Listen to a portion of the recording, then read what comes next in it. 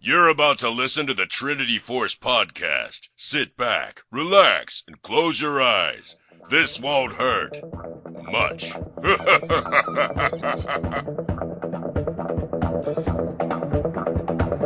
You know what time it is. Welcome to the Trinity Force podcast. Optimus Tom, resident AP, plays mid and his styles are shady. Got a syndrome, can't nerf it. You can find him in the chat, type of worth it. And that's Hornet, stuck in evil hell. Thought it was going up, once again it fell. Never spent a single dime on LOL, and if you step into his jungle, expect a brawl. Offlander, math specialist, he's precise, doesn't tolerate estimates. The man's addictive as every hero, you can tell cause his bank account's stuck at zero. And last but not least, your host Ponophobia, picks an 80 carry, and he's on ya. It's got the full mount, ground and pound, don't get excited, it's not as sexy as it sounds. That's your whole team, enjoy the podcast, put your headphones on, we'll have a blast. We're checking email and Twitter of course, just don't ask us how four guys make a track for us.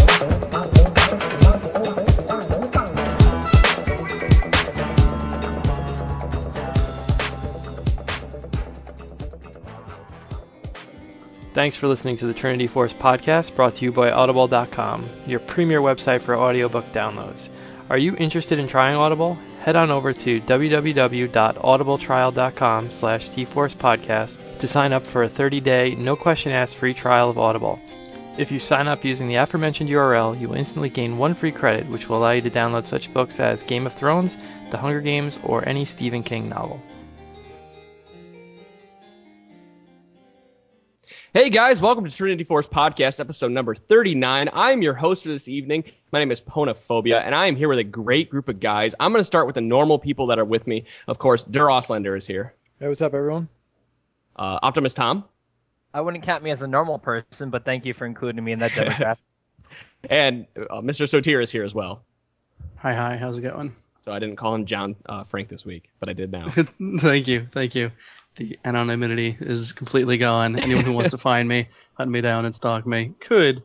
Thankfully, I'm not that important. Well, anyone that watched the stream probably already saw your name and your email address and where you lived. You left up walking instructions for your old house for like an hour as you went and got pho one time.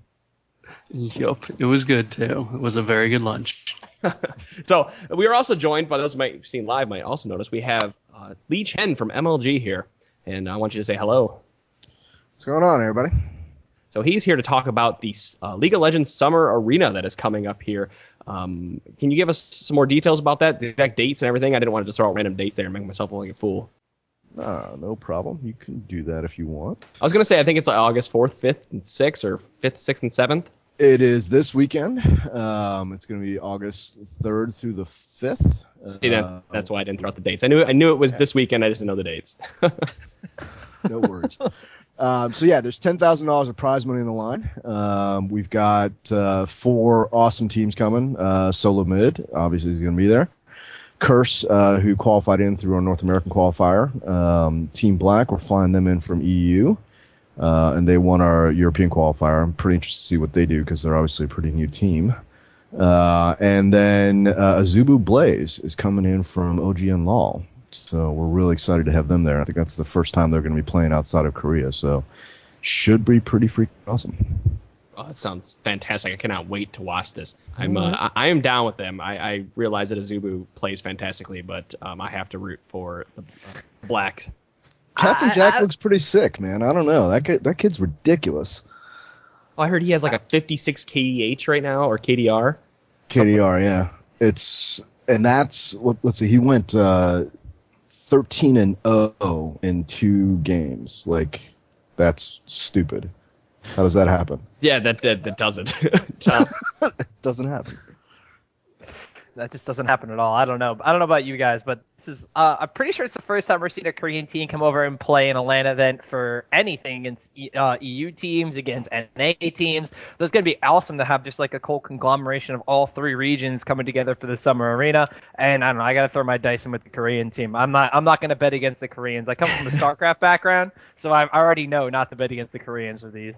But we were betting for them when it came to GG Classic and Taipei Assassins. They didn't show their hand very well, so They're not Korean, that's why. But they're not Korean. They're Taiwanese. That's true. You got me there. I happen to be Taiwanese too, so I feel like I should be offended right now. But I'm just gonna let it. No, I'm just messing with it. You should be offended by the way that your native team, played. I was pretty upset about that, actually. I was really pulling for them. They looked really good at. They played in OGN, right?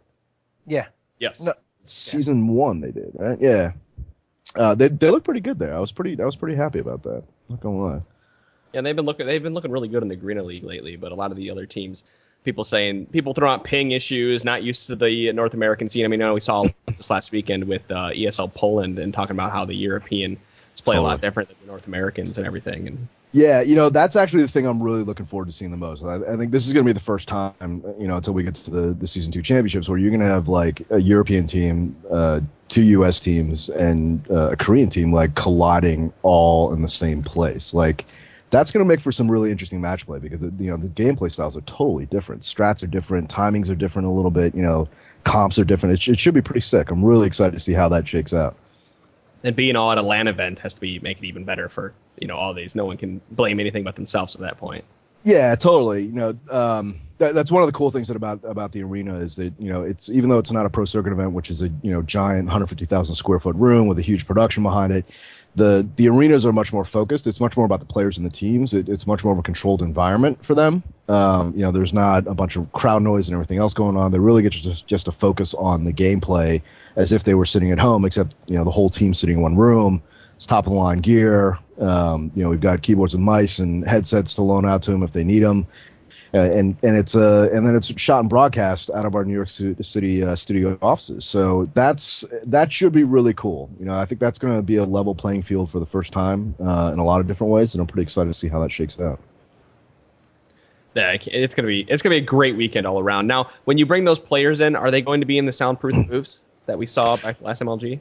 No, because there's no commentary being piped into their room where they're playing, and there's no crowd noise that might give away something. We don't use the soundproof booths at our studio shoots. We try and keep it a little bit more relaxed for them because it's soundproof booths are cool and they're awesome for the spectator experience. But the reality is, like, as a player, you're crammed into this box. Well, cram's the wrong word. It's actually, there's a lot of space in there, but it's not the best feeling thing. That definitely takes a lot of getting used to playing in a soundproof booth. Okay. So why should we watch the Summer Arena this weekend? Besides the awesome teams, we've seen the MLG's been the great production quality of all their streams. Tom has actually been casting with you guys, and I believe totally will be coming. Tom, are you coming in this weekend as well to help? Oh yeah, I'm definitely gonna be there. I'm not gonna be casting though. I have a very important other job, which some other things are gonna be interested to see. So I'm gonna let Lee talk about the production stuff and what we're gonna see from that before we drop what I'm gonna be doing. Yeah, no, that's a good teaser, dude. Nice. I think the production value should be good. This is the first time we've ever done a League of Legends arena, so there's going to be stuff that we get right. There's going to be stuff that we get wrong. We're going to constantly improve on that, and that's always kind of how we operate in MLG. Actually, I think the real reason that you want to tune in, or the reason that I'm most excited about, is exactly what I was just talking about. It's the teams, right? It's the clash of East, West, and North America. That's going to be really interesting. I think that's going to really highlight a few things that we're going to see in Season 2 and some of the stuff that we're hearing about Season 3 right now. That's the real reason that I'm excited. I think that's the real reason that if you're going to tune in, it's to see these teams play against each other in a LAN environment, in a stable setting, and showcase the best of their abilities. Zubu Blaze flying out of Korea was I had to pull some favors with my buddies over at OGN to make that happen, but it's awesome. I'm really excited that Azubu was able to shake their guys free and send them over. So if you're going to tune into the arena, tune in because the teams are playing. It's an MLG. I'd love for everybody to support MLG and check out our production quality and tell us what you think. But really, it's about the teams. It's about great match play. Like that's what I'm hoping to see this weekend. That's why we run our events. Okay. Tom, tell us what you're doing this weekend for them. Oh man, this is probably the best and worst idea ever. They're going to put me in charge of being the dedicated observer. So the casters are going to be all about casting. The casters are going to be all about casting, and I'm going to get to do a couple of cool things with one of these awesome toys they have at the MLG studios. This thing is big, this thing is awesome, and it's Stefano approved. That's what she said? Not, I'm not touching that one. I'm just Yeah. gonna Damn it, I'm trying to set him up. No. You're gonna have to bait me a little bit harder in order Yeah. to get me to bite on that one. No, but I'm gonna get to be the dedicated observer, which is something that MLG has been doing with their StarCraft 2 arenas and their StarCraft 2 events. The big finishes. Like MLG Columbus, MLG Anaheim. So this is probably, I don't know if it's the first time you guys have had a dedicated League of Legends observer, but it's definitely going to help out with the production value with the casters as well. Huge. Because most of the time, being a caster, the play-by-play commentator will also be the observer. So you usually have the double duty. You have to talk about what's going on, but you also have to keep entire map awareness while you're talking about something else going on in a different area. By having a dedicated observer, this means you can just worry about what's going to be on screen and look at the mini-map a little bit to see what's figuring out. Meanwhile, the observer is going to be moving around, so you don't have to really worry about missing any of the action. You just have to really talk about what's going to be on the screen. And the cool thing about having a dedicated observer is it lets you do some really interesting things like with instant replays or perhaps even, I guess I'm just going to talk about it right now because I haven't gone to the MLG office to cast a couple of the online qualifiers and prize fights that you guys started up, which is awesome. First one was last night, by the way. You guys could check out those prize fight VODs. I don't know exactly where they're located, but they were awesome. We had Curse versus Legion, presented by Big Flex 4 Razors. I said it like 70 times in the cast, so I still remember how to do that. It's at MLG.TV. That's where you'll find them. There we go.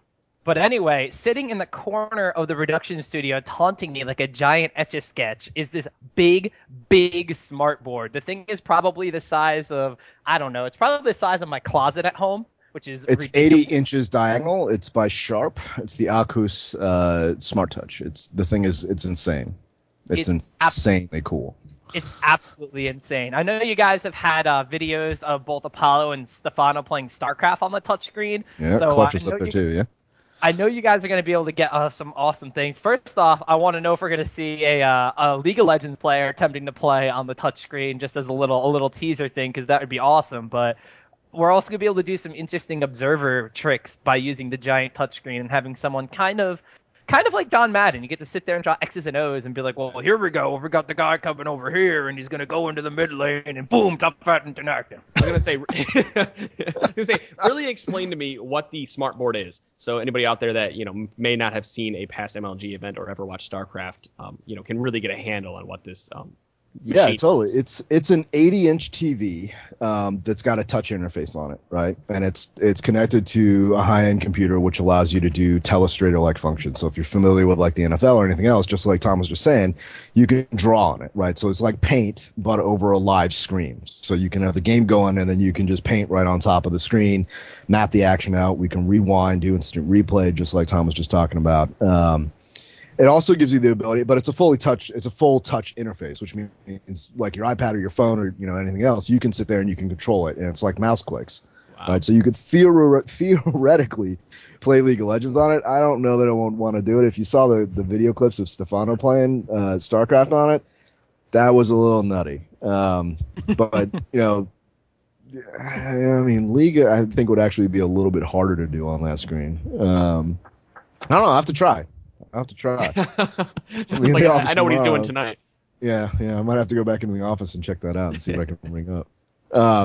But yeah, so it's a cool tool. And like Tom was saying about the observer mode, like having a dedicated observer is actually a really key thing from a production perspective. And this dates back to, from my perspective, it dates back to Counter-Strike and casting a lot of those old games. Like, having a dedicated observer meant that as a commentator and as a caster, you didn't have to think about where you were driving the cameras to. It lets you just focus on what the action was, where you thought the action was going to be, do high-level analysis without having to worry about, are you on the right screen? Are you following the right player? Are you on the right part of the map? Or should you be at the dragon right now? Should you be like those things you don't have to worry about it. The obs worries about that. He figures out where all that is.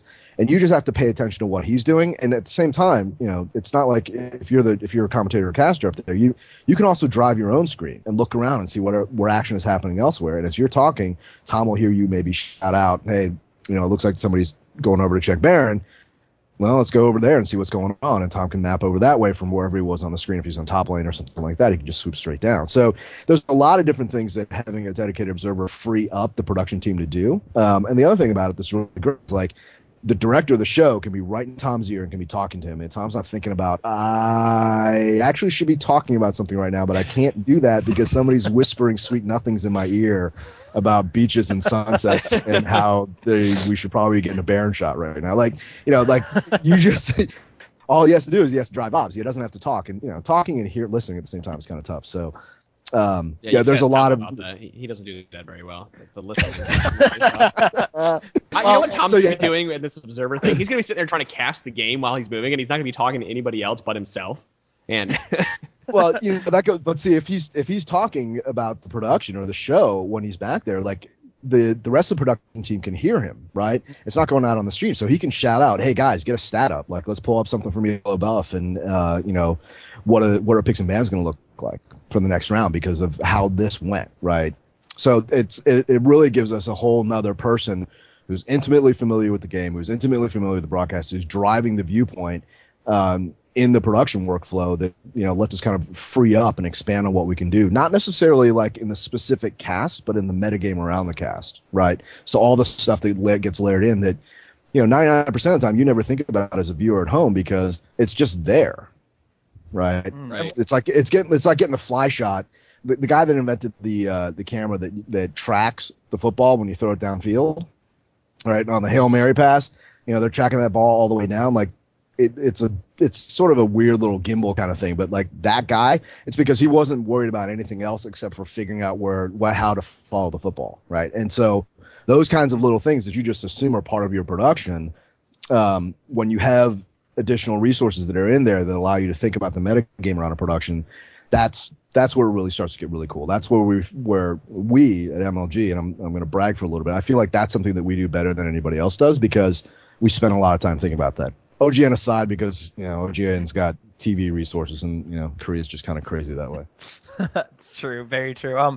First off, I want to do a test that yes, the MLG producers do whisper sweet nothings in your ear mid-cast, so it is a little distracting, if not very much appreciated. So, but other than that, as you were mentioning, having a dedicated observer to help drive with the production, saying, we could throw this up for like a stat break or something, or bring up something from ELO buff.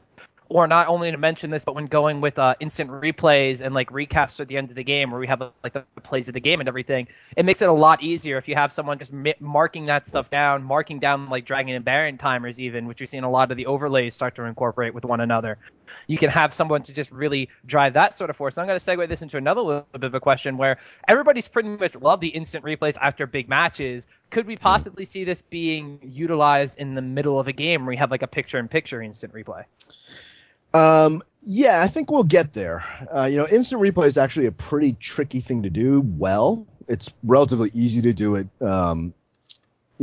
Just all you have to do is record it, right, and then rewind it. But the trickiest part about instant replay is knowing when to use it, right?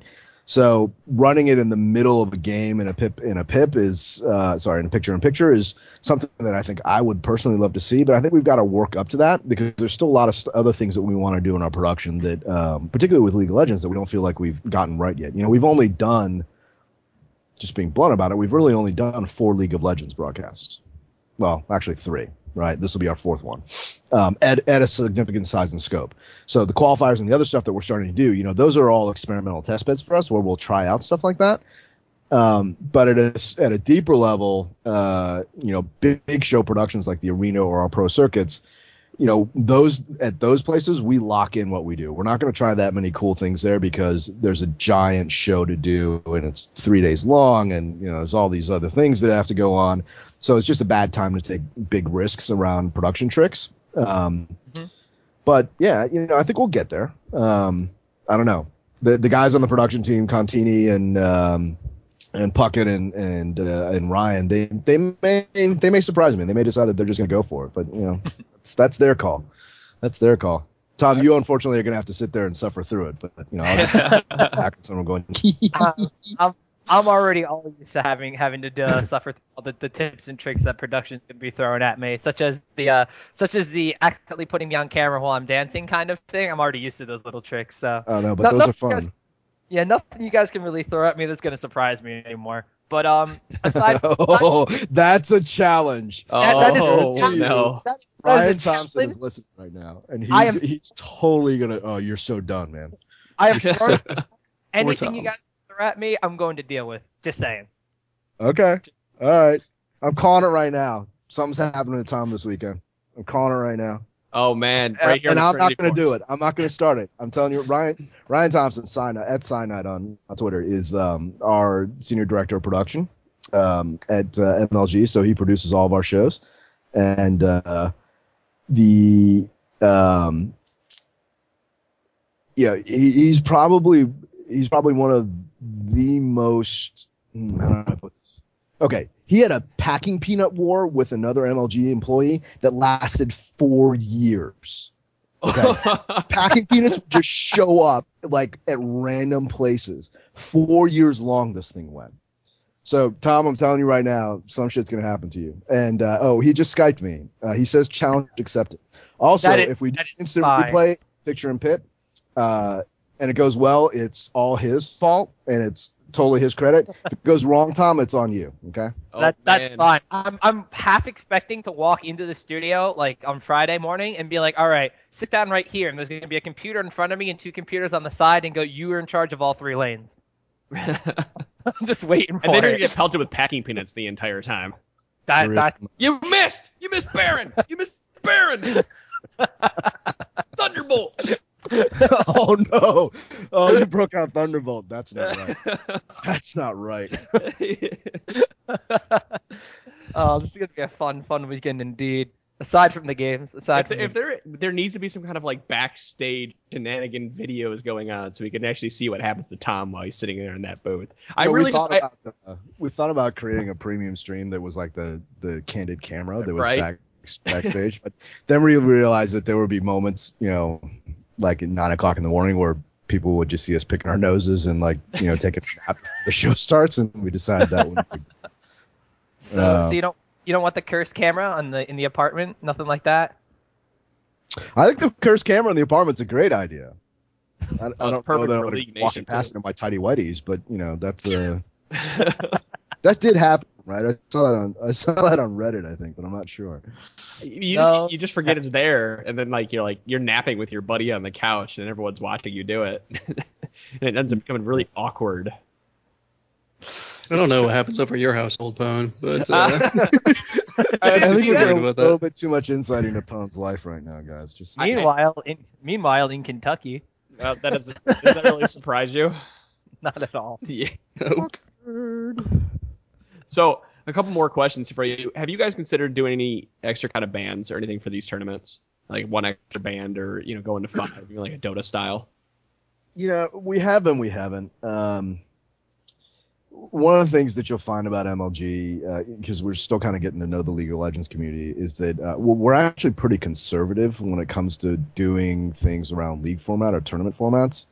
And we get accused a lot of times of being slow to change or being unresponsive to things. It's not really that. It's just that we'll change a format in an isolated setting, right? Because we do these giant shows where there's literally millions of dollars of investment and gear that are going to these things, right? And I'm talking about pro circuit events here. So as kind of a company and as a culture around this, we tend to be really conservative about that kind of stuff. But changing bans or adjusting rules on the fly, or and changing maps in StarCraft's case, or even in Halo or any of the other titles that we run, because it just those kinds of changes tend to have really dramatic consequences downstream, particularly if you look at a season-long structure or a year-long structure like we used to operate. So as a league and as an organizer, we tend to be really careful about when we do those kinds of things, right? This is an arena, so and it's not connected to the pro circuit or to Season 2 at all. So yeah, I think if we were going to try something, we would do it here. But as far as I know, John and Casey and the rest of the League Ops guys, they're not going to do that here, especially because we've got a Zubu Blaze here and Black coming over from EU, and we want it to be a pretty level playing field for what everybody's used to doing. And we want to focus it on the great competition that's going to come out, or that we think is going to come out of that. Okay. So You had mentioned earlier that you had to pull some strings to get a Zubu out here. Can you tell us exactly what you had to do and how you got a Korean team out here for MLG?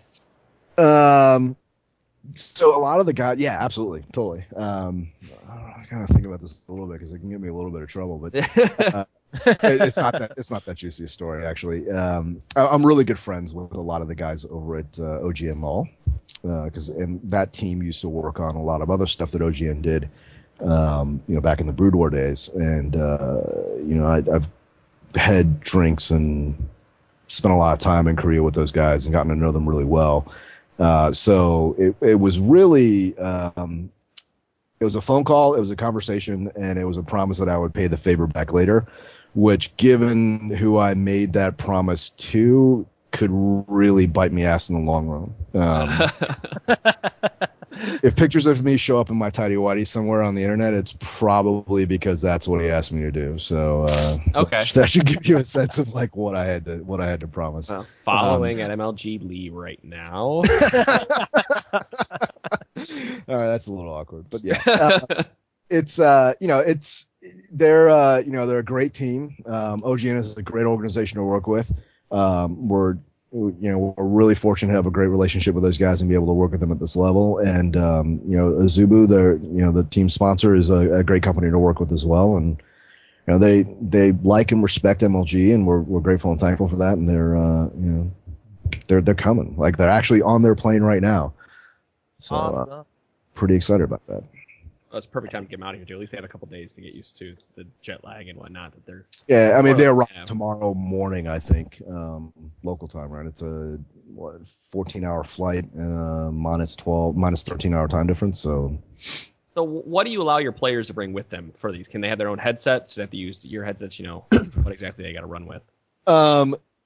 Great question. So we provide headsets for them to use just in studio and also in the soundproof booths at the event. We didn't at Anaheim, but we will be doing this at Raleigh. And those have sound dampening features around them. And it's just so that they can hear each other on the comms path. Like, we provide a real-time comms path for them, so they're not like connecting to Skype or Vent or Mumble or something like that on the internet, where you're going to get somewhere between 100 to 200 milliseconds of latency.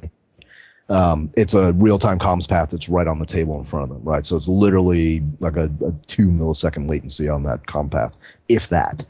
And then the sound dampening means that they'll probably still be able to hear the other team talking, but as long as both teams are, because they're sitting next to each other in the room, but as long as they're not screaming, you won't really be able to hear what the other team is saying, but you'll be able to hear the game and you'll be able to hear your teammates, right in your ear. But for warm-ups, they can bring their own headsets and everything else. The one thing that we don't allow is USB headsets, and that's actually pretty important for the League of Legends competitors that are thinking about maybe coming to Raleigh or competing in an MLG event to realize. And that's because we provide real-time comms in the room for you. And it's also because we can grab, this is actually a pretty cool feature, at the arena broadcast this weekend, not only will they read the match that's being played and the audio from the commentators, but we'll also have team chat available to you, which will be brought to you by Dr. Pepper. So you click on one of the other channels and you'll be watching the video from the broadcast, but you'll also be able to hear that team talking. So you'll be able to hear Azubu, Blaze talking, and if you speak Korean, or you'll be able to understand them. On the other hand, you'll get to hear, I don't know, solo mid screaming. I don't know if you guys have tuned in. Well, I'm sure you have to tune in and listen to them when they're playing and just kind of casting themselves. But the team chat is actually kind of a cool element to the entire production. So you'll be able to listen to that. And Dr. Pepper was really gracious about kind of helping us fund and put together that part of the production. So it's pretty sick. So gear, keyboards, mouse pads. You bring all your own stuff. Otherwise, we have loaner gear available for you. We've got a bunch of the new MLG Edition Senseis, which I'm pretty excited to get in the hands of some of the players. I worked on that product along with Casey Kramer, who heads up a lot of our League of Legends initiatives at MLG. It's a sick mouse, and it's a lot of fun. And then we've got some SteelSeries gear, mouse pads, and keyboards for folks to use in case theirs breaks or something like that. Okay.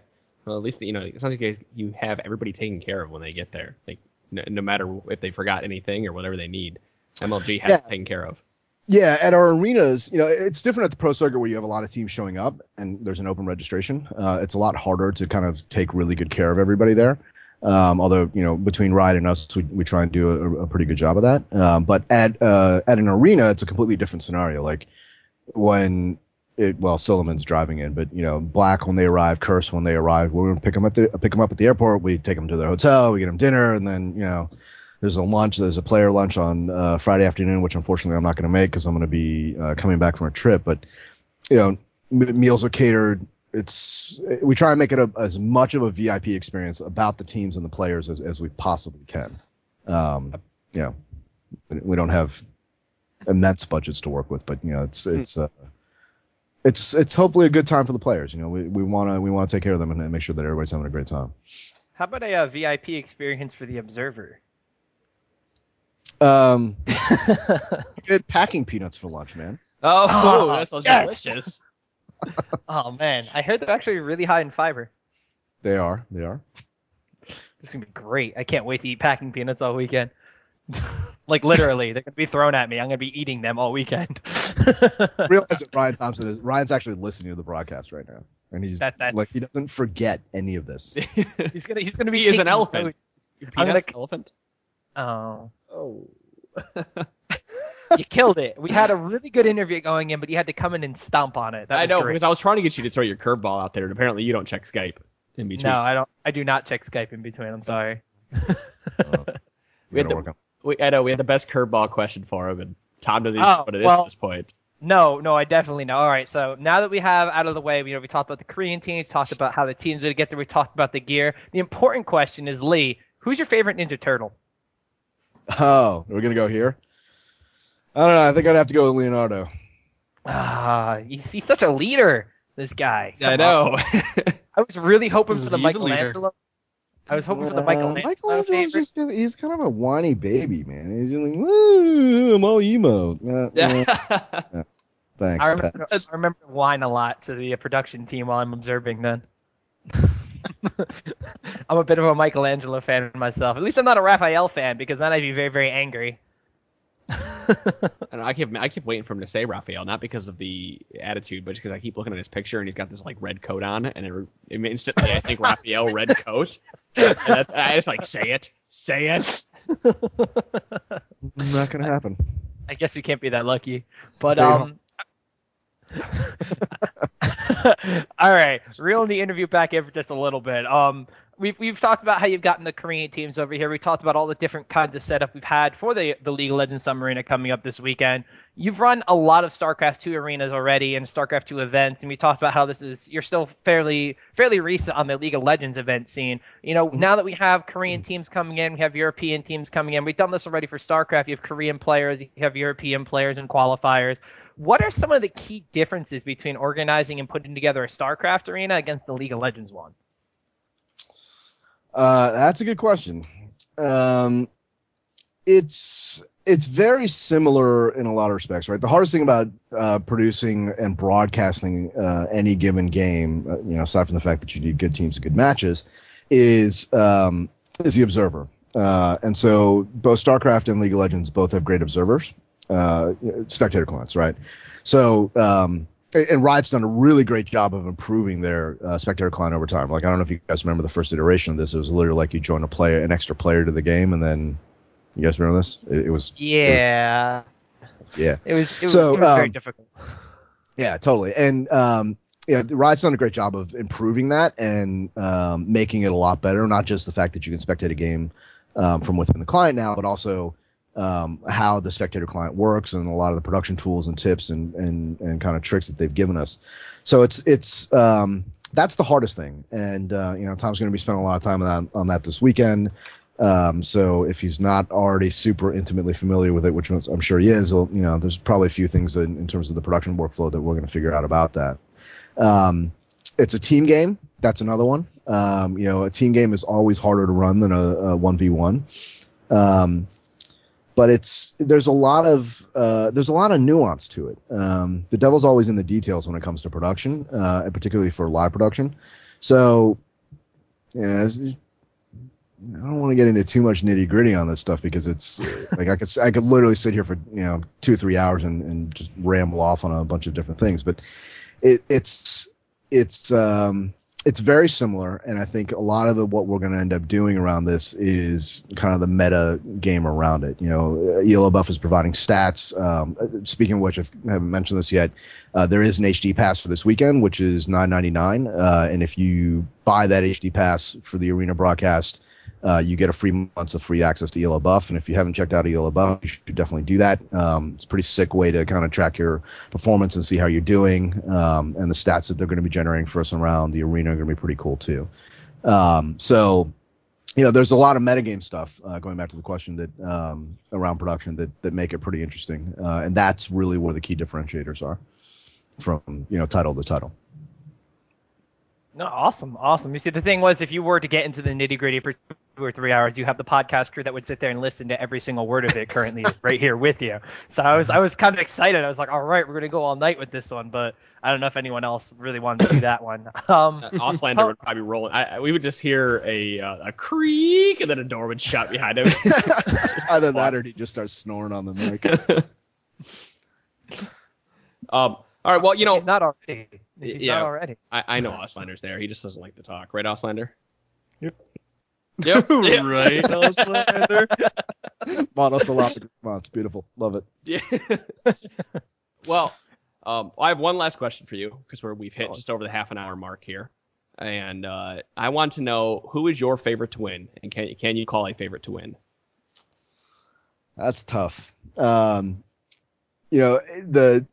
To me, the easy answer is just to say Azubu Blaze. But I don't think that it's going to be quite that simple. I could be wrong on this. I don't know League at a high competitive level nearly as well as I know some other titles. So, but I think that the key thing that I'm looking out for is really the difference in play styles and difference in strats and the way comps get put together. I think there's going to be some really interesting differences there around the metagame, and I'm really looking forward to those things clashing.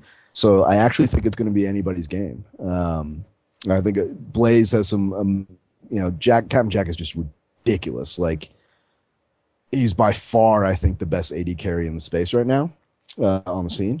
And that's individual performance is definitely going to be a key thing that's going to happen around this. The TSM is also looking really good right now, though.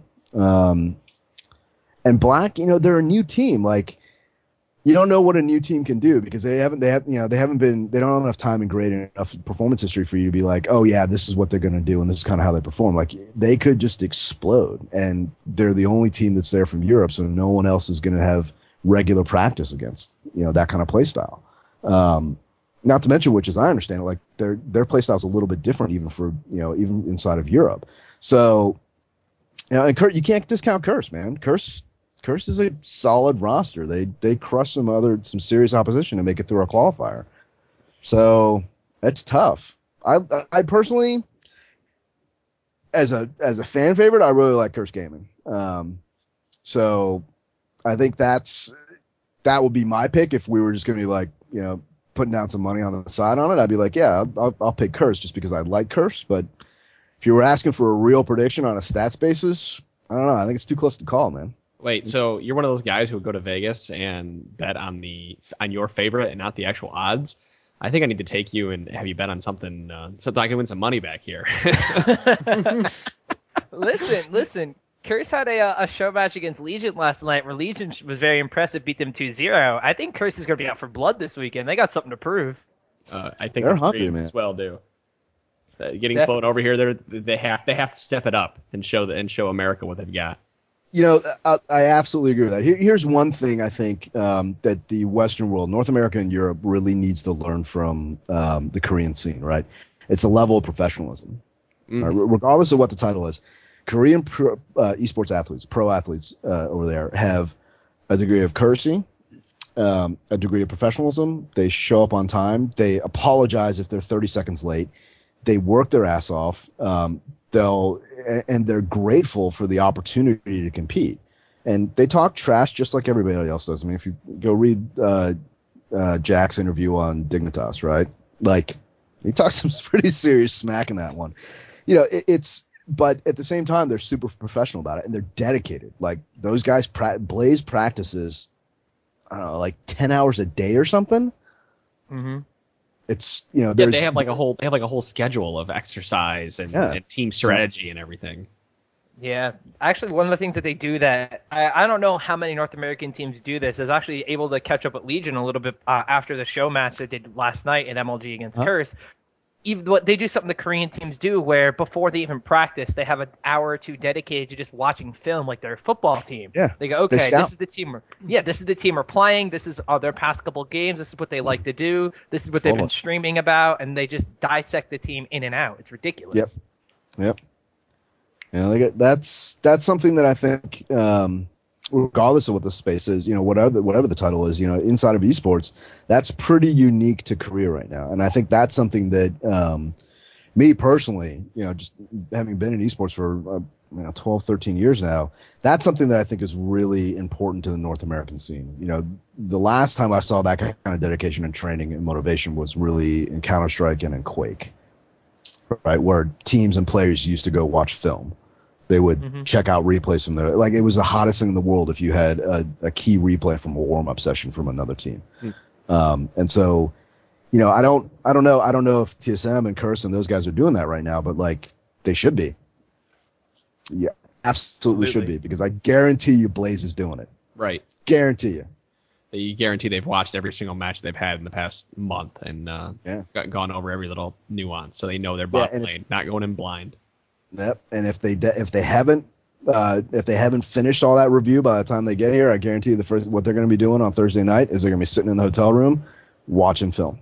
Ugh, that'd be crazy if you're sitting on the plane for 12 hours is it or something to fly over here, and then you have to go. Then you get here and you say hi to everyone. You're sitting in the hotel room and now you have to go over everything that you're getting ready for. You can't just relax. They're pro. They're pro. That's right. It's dedication. That's right. And that's what wins them tournaments. It does. It contributes a lot. So, Tier, did you have anything to add to this podcast tonight? No, I've been kind of sitting off in the background. I'm going Dare Auslander style this time, but no, I'm just excited about the MLG arena. I'm excited about, you know, the potential that, you know, the American teams will step it up and start, you know, watching videos and really analyzing everything. Because, I mean, there's certainly some players that really want to do that, but I don't know if there's any team that's really committed to it as of yet. So hopefully someone does get to that level, and hopefully we have a really great weekend of games. What are you guys looking forward to most about the arena? Let me ask you that question. I'm curious to get your feedback.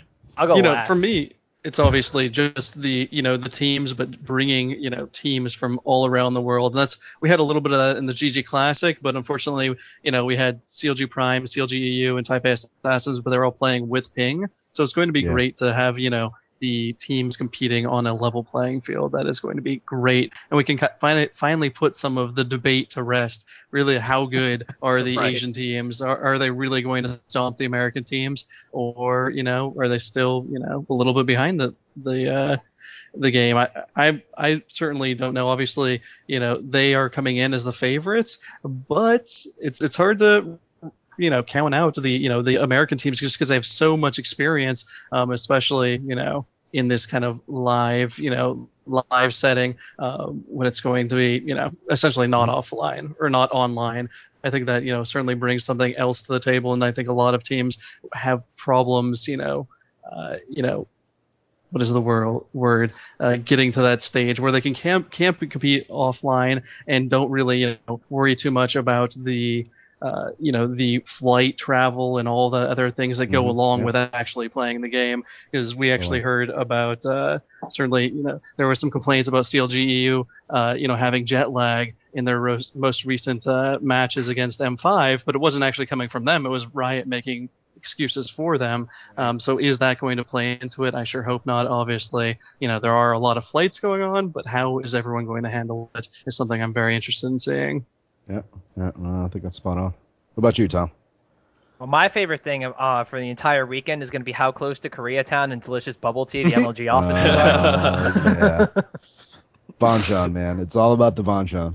It really is. That's actually my favorite part on the walk from Penn Station to the arena or the studio where the arena is being held, is I get to walk straight through Koreatown. But no, Yeah. I think basically what's going to be the best part is having all these different teams in the same area. Yeah, they're going to be playing and they're going to be competing against one another. But like you said, they're going to be in the same office together. 4 top teams, 2 from North America, 1 from Europe, 1 from Korea. I think it's going to be really cool just to see the player interactions. I think seeing how they communicate with one another. Are they going to be like talking strategy? Are they going to be throwing ideas off each other? Or is there going to be a little bit of bad blood? I have no idea. I'm just really looking forward to the player interactions. Yeah, that's going to be pretty cool. I'm looking forward to your commentators and your whole production value. I've loved everything I've seen with MLG so far. You guys do a fantastic job of presenting everything, and I'm so happy that Quick Shot is going to be casting for this because I just love listening to him. So Tier is casting. He's good. I don't think we've thrown out the commentators. Lee, who's commentating the entire event? Let's see. We've got Demon, Dan Din's going to be going at it, and Quick Shot. So it should be pretty good. And then Tom's going to be running the obs, so that should be pretty exciting. That is very exciting. Tom, we need to get you on the Reddit thread that says, give Tom some love. He's running the camera in the background. No, don't do that, because if I mess up, everyone's going to want my head. Yeah. I swear, I was distracted by packing peanut lag. Yeah. There's a packing peanut stuck in my ear. Oh man, you're so done, dude. I don't even know what to say to you. You don't understand what it's like to be. That packing peanut war is a thing of legend at MLG. That's 4 years.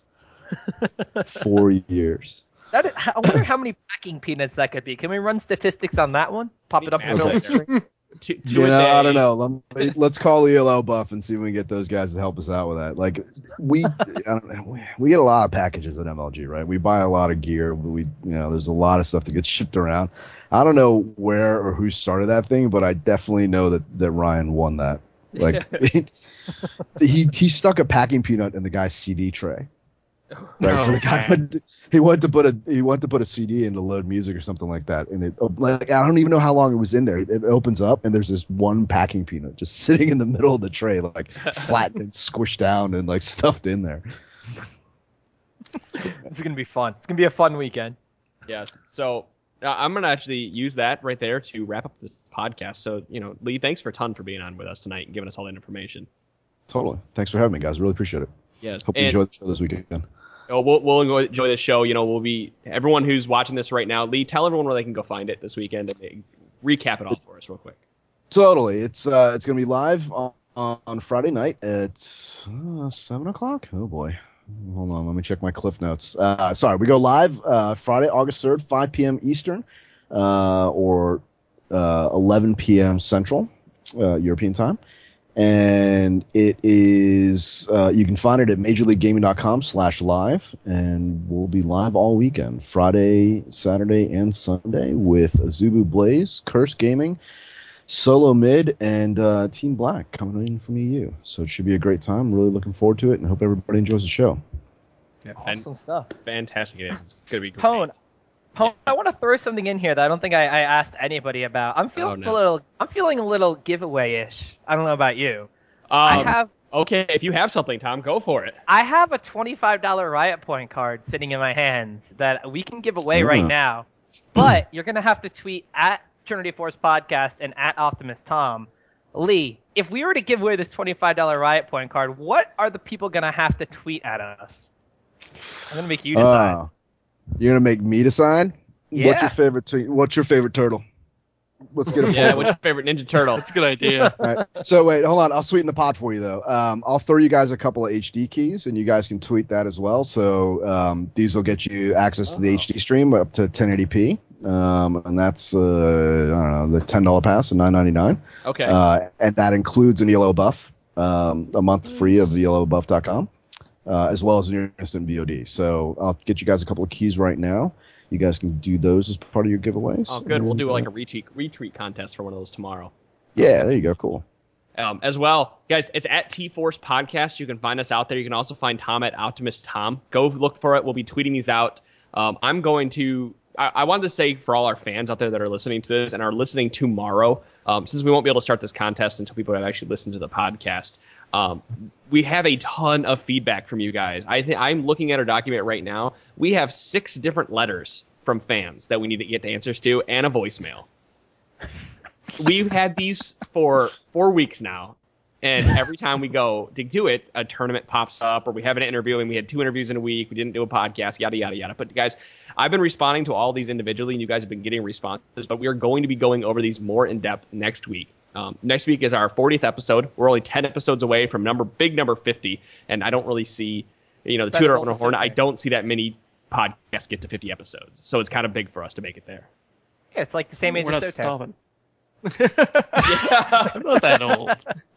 We have some older members of the Trinity Force crew. But yeah, guys, we're almost at number 50, so keep sticking with us. Next episode number 40 will be a fan-driven show. I don't care what patch notes come out, what character comes out. It's going to be completely fan-driven just for you guys, because I've been waiting so long to do it. Again, Lee, thank you so much for coming on. Guys, go check out MLG.com, Major League Gaming, and go watch the tournament this weekend. Follow us at Trinity or at T-Force Podcast, and to win one of those HD keys. And since Auslander hasn't talked this entire time, can I have you give the full spiel for everybody how they're going to find us? Yes, give us a call at 203-494, 203-493-6723. You can text us at that number as well, or you can email us at feedback@TrinityForcePodcast, and Ponophobia will respond to you and ask you all sorts of questions. Or you can follow us on Twitter at TForce Podcast or GG Chronicle. There we go, guys. That'll do it for episode number 39. Thank you so much. I'm going to keep saying it. Thank you for coming on tonight. We've had a blast. So, guys, Thanks for having me, guys. Appreciate it. Yeah, guys, we'll catch you guys next week for episode number 40. See ya. Oppan Gangnam Style. Gangnam Style. Oppan Gangnam Style. Gangnam Style. Oppan Gangnam Style. Hey, sexy lady. Oppan Gangnam Style. Hey, sexy lady. The Trinity Force Podcast is brought to you by ggchronicle.com. Esports news, coverage, opinion. Join the League of Legends community at ggchronicle.com.